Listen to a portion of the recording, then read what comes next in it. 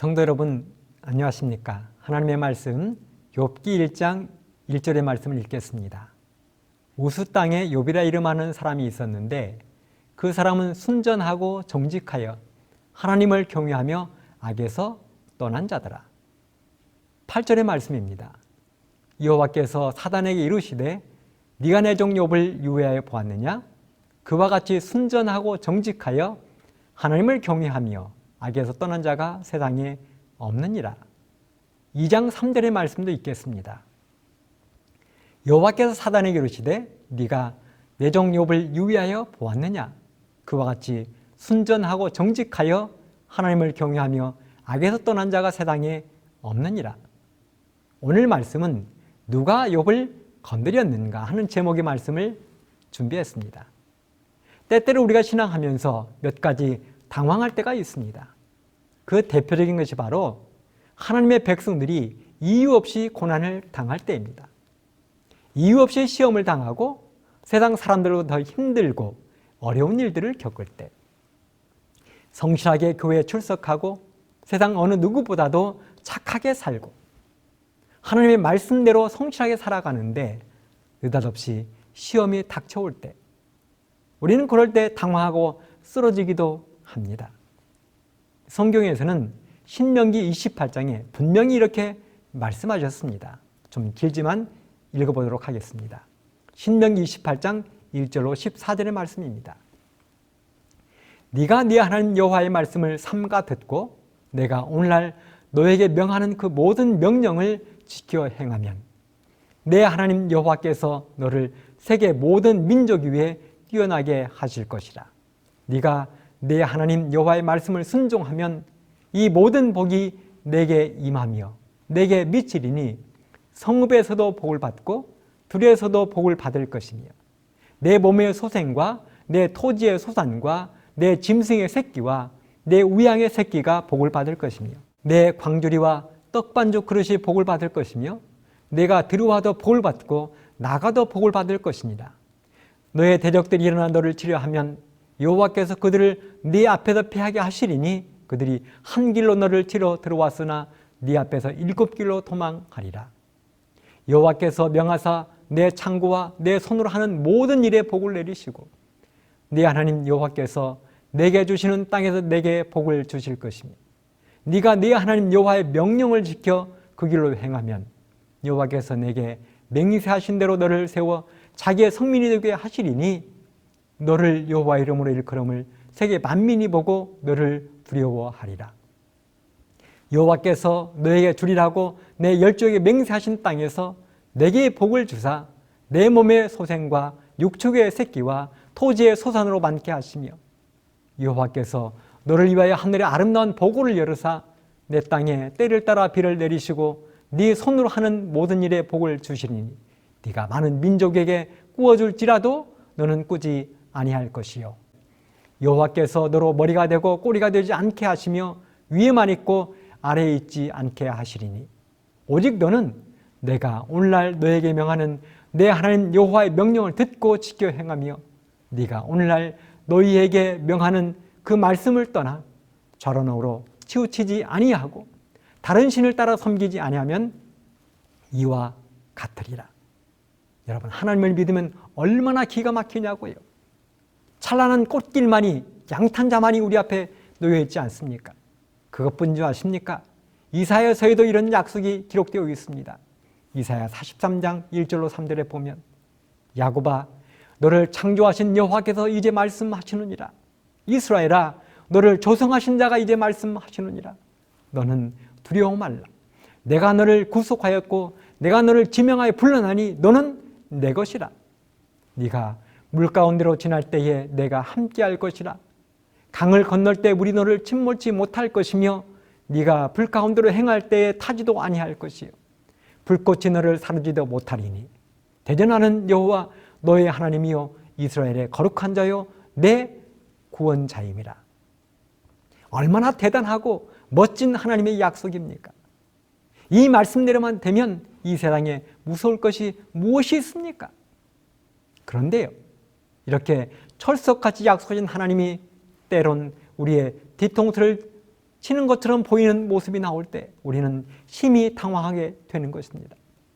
그 대표적인 사람이 바로 오늘 우리가 시작하면서 읽은 본문의 욥입니다. 욥이 어떤 사람인지를 보여주는 몇몇 평가들을 성경은 이렇게 기록을 했습니다. 첫째, 욥은 순전한 사람이었습니다. 순전하다는 말이 무슨 말입니까? 순수하고 완전하다는 말입니다. 오염되지 않고 깨끗하다는 말입니다. 둘째는 정직한 사람이라고 이야기했습니다. 욥은 거짓말할 줄도 모르고 속일 줄도 모르고 감출 줄도 모르는 사람이었습니다. 한마디로 바보처럼 순진한 사람이었습니다. 세 번째는 하나님을 경외하는 사람이었습니다. 그는 하루를 말씀과 기도로 시작하고 말씀과 기도로 마치는 사람이었습니다. 모든 일을 하기 전에 예배로 시작하고 예배로 마치는 사람이었습니다. 무슨 일이 생기면 하나님께 먼저 여쭈어보고 하나님의 방법대로 하는 사람이었습니다. 한마디로 하나님으로 시작해서 하나님으로 끝나는 사람이 욥이었습니다. 네 번째는 악에서 떠난 사람이었습니다. 욥에게는 죄라는 단어는 없는 단어와 똑같았습니다. 죄가 무엇인지도 모르는 사람이었습니다. 한마디로 욥은 순수 그 자체였습니다. 동방에서 제일 가는 부자였지만 교만이라고는 티끌만큼도 찾아볼 수 없는 사람이었습니다. 단 한 방울의 죄의 그림자도 없는 사람이었습니다. 그러니까 사탄 마귀가 하나님 앞에 왔을 때 하나님이 사탄 마귀에게 뭐라고 그러셨습니까? 욥기 1장 8절에 보면 네가 내 종 욥을 유해하여 보았느냐? 그와 같이 순전하고 정직하여 하나님을 경외하며 악에서 떠난 자가 세상에 없느니라. 하나님이 이 말씀을 하신 것이에요. 똑같은 말씀을 또 하셨습니다. 2장 3절에도 보면 네가 내 종 욥을 유해하여 보았느냐? 그와 같이 순전하고 정직하여 하나님을 경외하며 악에서 떠난 자가 세상에 없느니라. 여러분, 욥은 이런 사람이었습니다. 그렇다면 이 정도 되면 욥은 신명기 28장, 이사야 43장의 말씀대로 탄탄대로 화려한 양탄자가 깔린 꽃길만 걸어야 되는 것 아니겠습니까? 그런데요, 성경에서 욥처럼 어마어마한 고난과 시험을 당한 사람이 또 있습니까? 이 시간 나를 포함하여 우리 주변에 욥처럼 고난과 시험을 당한 사람이 얼마나 있습니까? 우리가 잘 알고 있지만 욥은 어떤 고난과 시련을 당했습니까? 사실 욥이 당한 고난은 고래등에 새우등 터진 것입니다. 괜히 하나님이 사탄 앞에서 욥을 자랑하다가 긁어 부스럼이 난 것입니다. 하루는 하늘에서 열리는 회의에 사탄 마귀가 참석을 했습니다. 왜 사탄 마귀가 그 회의에 참석했을까요? 그 장면을 연애시는 이렇게 기록하고 있습니다. 각시대 대령투 518쪽. 성경, 어떤 날 하나님의 아들들이 여호와 앞에 섰는데 사단도 그 가운데 와서 참석했다고 말한다. 사단은 영원하신 왕 앞에 경배하기 위해서가 아니고 의로운 자들에 대하여 자신의 악한 술책을 쓰기 위해서 참석했다. 사단은 똑같은 목적으로 사람들이 하나님을 경배하기 위하여 모이는 곳에 참석한다. 비록 사람의 눈에는 보이지 않을지라도 그는 예배에 참석한 사람들의 마음을 지배하기 위하여 끊임없이 노력한다. 그렇습니다. 하나님을 경배하기 위하여 참석한 것이 아니라 의인들을 참수하기 위해서 참석했습니다. 그런데요, 우리가 주의하고 주목해야 할 것은 그렇게 하늘 회의에 참석한 마귀는 오늘 우리들이 모여있는 이곳에도 교회에도 예배에도 참석한다는 사실입니다. 비록 우리들의 눈에는 보이지 않을지라도 이 자리에 참석해서 우리들의 예배를 방해하고 끊임없이 우리들의 마음을 혼란스럽게 하고 예배에 집중하지 못하도록 하는 것입니다. 직원회를 비롯한 각종 회의에 참석해서 문제를 일으키고 분란을 조장합니다. 그러므로 우리는 정신을 바짝 차려야 합니다. 언제 사탄 마귀가 나를 이용하여 교회를 어지럽게 할지 모르기 때문에 그러는 것입니다. 바로 그 마귀가 하늘의 회의에 참석했을 때 하나님이 욥을 자랑한 것입니다. 네가 내 종 욥을 유해해 보았느냐? 그와 같이 순전하고 정직하여 하나님을 경외하며 악에서 떠난 사람이 세상에 없느니라. 그러자 기다렸다는 듯이 마귀가 뭐라고 그래요? 욥기 1장 9절 11절에 보면 사단이 여호와께 대답하여 가로되 욥이 어찌 까닭없이 하나님을 경외하리이까? 주께서 그와 그 집과 그 모든 소유물을 산울로 두르심이 아니니이까? 주께서 그 손으로 하는 말을 복되게 하사 그 소유물로 땅에 널리게 하셨음이니이다. 이제 주의 손을 펴서 그의 모든 소유물을 치소서. 그리하시면 정령 대면하여 주를 욕하리이다. 이런 마귀의 주장은 이것입니다.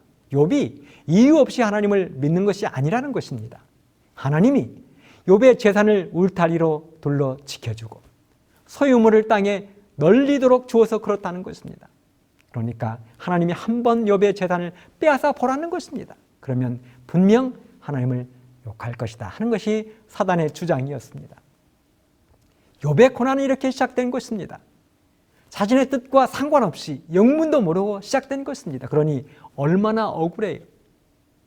미리 알았으면 준비라도 하는데 아무런 준비 없이 당한 것입니다. 그렇게 갑작스럽게 닥쳐온 고난은 얼마나 엄청난 것이었습니까? 첫째, 그의 모든 재산이 다 날아갔습니다. 욥기 1장 3절에 보면 그 소유물은 양이 7천이요 약대가 3천이요 소가 500결이요 암나귀가 500이며 종도 많이 있었으니 이 사람은 동방 사람 중에 가장 큰 자라. 이렇게 욥은 어마어마한 부자였습니다. 동방 사람 중에서 가장 큰 부자라였습니다. 당시 동방에서 가장 큰 부자면 세상에서 가장 큰 부자였을 것입니다. 오늘날로 말하면 세계 부자율이 테슬라 창업주 일론 머스크와 같은 사람. 그는 259조의 재산을 가지고 있습니다. 욥은 그런 사람이었어요. 당대 세계 1위를 다투던 동방에서 가장 큰 자였습니다. 그런 욥의 재산이 하루아침에 다 날아가 버린 것입니다. 쫄딱 망한 거예요. 욥기 1장 13절로 17절에 보면 하루는 욥의 자녀들이 그 맏형의 집에서 식물을 먹으며 포도주를 마실 때에 사자가 욥에게 와서 고하되 소는 밭을 갈고 나귀는 그 곁에서 풀을 먹는데 스바 사람이 갑자기 이르러 그것들을 빼앗고 칼로 종을 죽였나이다. 나만 홀로 피한 고로 주인께 고하러 왔나이다. 그가 아직 말할 때에 또 한 사람이 와서 고하되 하나님의 불이 하늘에서 내려와서 양과 종을 살라 버렸나이다. 나만 홀로 피한 고로 주인께 고하러 왔나이다. 그가 아직 말할 때에 또 한 사람이 와서 고하되 갈대아 사람의 셋대를 지어 갑자기 약대에게 달려들어 그것을 빼앗으며 칼로 종을 죽였나이다. 나만 홀로 피한 고로 주인께 고하러 왔나이다. 이렇게 모든 것이 날아갔습니다. 둘째요, 그의 모든 자녀들이 다 죽었습니다. 욥기 1장 18절 19절에 보면 그가 아직 말할 때에 또 한 사람이 와서 고하되 주인의 자녀들이 그 맏형의 집에서 식물을 먹으며 포도주를 마시더니 거친 들에서 대풍이 와서 집 내 모퉁이를 치매 그 소년들 위에 무너짐으로 그들이 죽었나이다. 욥에게는 아들 7에 딸 3이 있었습니다. 모두가 눈에 넣어도 아프지 않을 만큼 사랑스럽고 귀한 자식들입니다. 그 자녀들을 믿음으로 키우기 위하여 욥이 얼마나 공을 들인 줄 아십니까? 욥기 1장 4절 5절에 보면 그 아들들이 자기 생일이면 각각 자기 집에서 잔치를 베풀고 그 누이 셋도 청하여 함께 먹고 마시므로 그 잔칫날이 지나면 욥이 그들을 불러다가 성결케 하되 아침에 일어나서 그들의 명수대로 번제를 드렸으니 이는 욥이 말하기를 혹시 내 아들들이 죄를 범하여 마음으로 하나님을 배반하였을까 함이라. 욥의 행사가 항상 이러하였더라. 그렇습니다.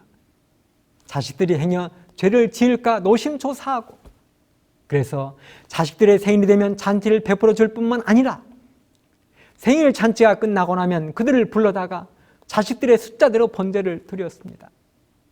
바로 이런 자식들이 하루아침에 한날 한시에 다 죽어버린 것입니다. 우리 같으면, 아니 세상 대부분의 사람들은 이 정도 되면 미쳐버리는 게 상식입니다.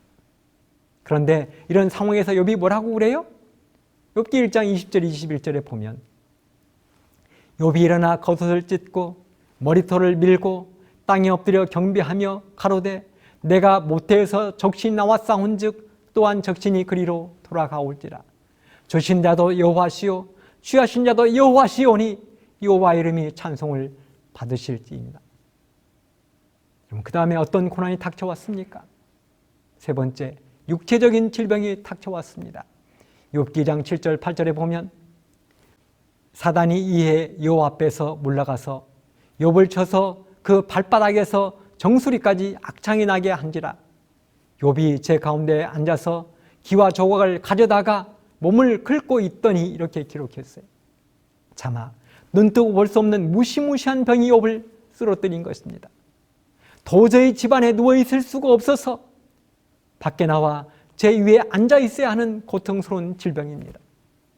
손으로 긁어서는 기별도 안 가기 때문에 날카로운 기와장으로 긁어야 겨우 기별이 가는 질병입니다. 네 번째는 그의 부인이 저주하는 고난을 당했어요. 욥기 2장 9절에 보면 그 아내가 그에게 이르되 당신이 그래도 자기의 순전을 곧게 지키느뇨 하나님을 욕하고 죽으라. 악담이죠. 악담입니다. 하지만 냉정하게 생각해 보면 욥의 아내의 말도 마냥 틀렸다고만 할 수는 없을 것 같아요. 생각해 보십시오. 남편 욥이 얼마나 믿음이 훌륭한 사람입니까? 그의 부인도 그랬을 것입니다. 그런데 그런 우리 집에 어떻게 이런 고난이 닥쳐오냐고요. 고난도 어느 정도 고난이어야죠. 이것은 사람이 감당하기에는 너무도 어마어마한 것입니다. 우리 성도님들도 이런 입장이 되었다고 생각해 보십시오. 미치지 않을 사람이 누가 있겠습니까? 그래서 참다 못해 아내가 이렇게 폭발한 것입니다. 하나님이 살아계시면 어떻게 이렇게 되겠느냐고. 그래서 욥에게 말하기를 하나님을 욕하고 죽으라고 악을 쓰고 있는 것입니다. 다섯 번째는 친구들이 그를 괴롭혔습니다. 이렇게 재산 다 잃고 자식들 다 죽고 몸뚱아리는 만신창이가 되고 부인마저 곁을 떠나버린 욥을 위로하기 위하여 여기저기서 친구들 세 사람이 찾아왔습니다.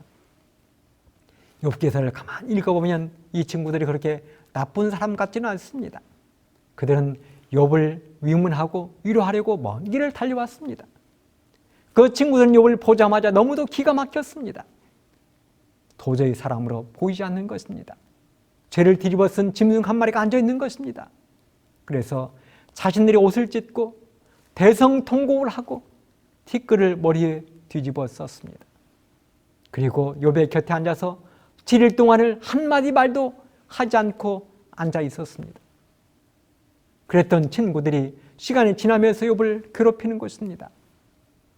네가 죄를 지어서 이런 벌을 받는 것이지 이유 없이 이런 일이 생기겠느냐고 괴롭히는 것입니다.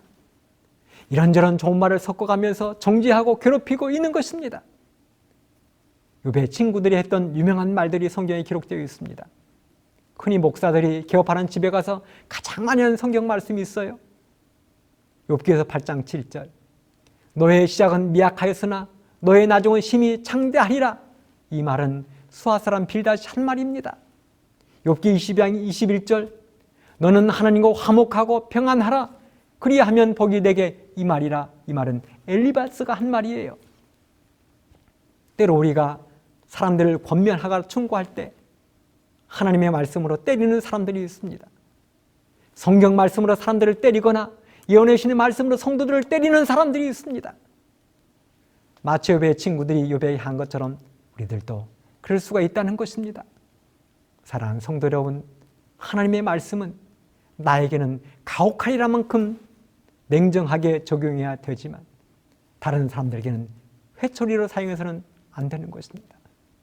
지금 욥의 친구들이 욥을 향하여 하나님의 말씀으로 가혹한 회초리를 든 것입니다. 이게 욥이 당했던 고난입니다. 시험입니다. 정말이지 미치지 않은 것이 이상할 정도입니다. 이런 상황 속에서 욥은 위대한 신앙 고백을 하지요. 욥기 23장 10절에 보면 나의 가는 길을 오직 그가 아시나니 그가 나를 단련하신 후에는 내가 정금같이 나오리라. 여러분, 욥의 신앙 고백에 포함된 세 가지가 있습니다. 첫째는 욥 자신이 당하고 있는 고난, 고통, 시험을 하나님은 다 알고 계신다는 고백입니다. 두 번째는 고난은 하나님이 욥 자신을 단련시키고 훈련시키는 과정이라는 것입니다. 세 번째는 고난의 결과는 자신에게서 불순물을 완전히 제거하고 후에는 정금으로 나오게 할 것이라는 것입니다.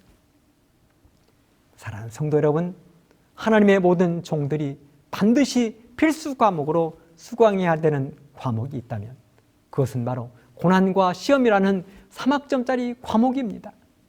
아브라함, 야곱, 요셉, 모세, 다윗, 다니엘, 사도 바울, 이 모든 믿음의 선배들이 이 과목을 통과한 사람들입니다.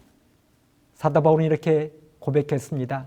고린도후서 12장 7절로 10절에 보면 공동번역 성경인데요.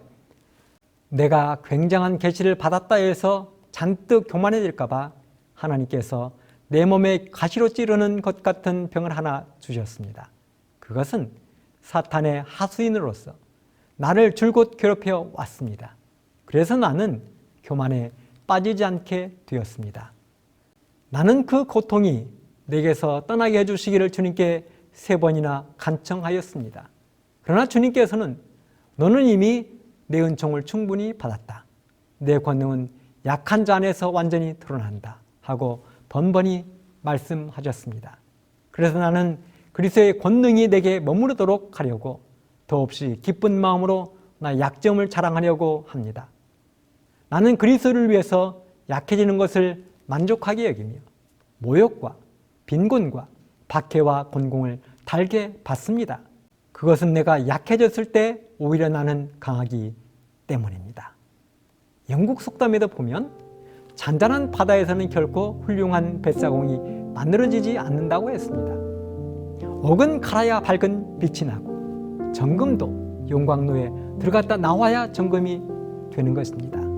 베드로전서 1장 7절에 보면 너희 믿음의 시련이 불로 연단하여도 없어질 금보다 더 귀하여 예수 그리스도의 나타나실 때에 칭찬과 영광과 존귀를 얻게 하려 함이라.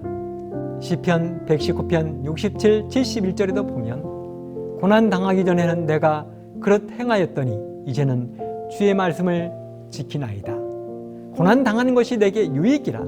이로 인하여 내가 주의 율례를 배우게 되었나이다. 그렇게 고난과 시험을 통과한 욥은 마침내 욥기서 42장에서 곱절의 복을 받는 것으로 말씀을 맺고 있습니다.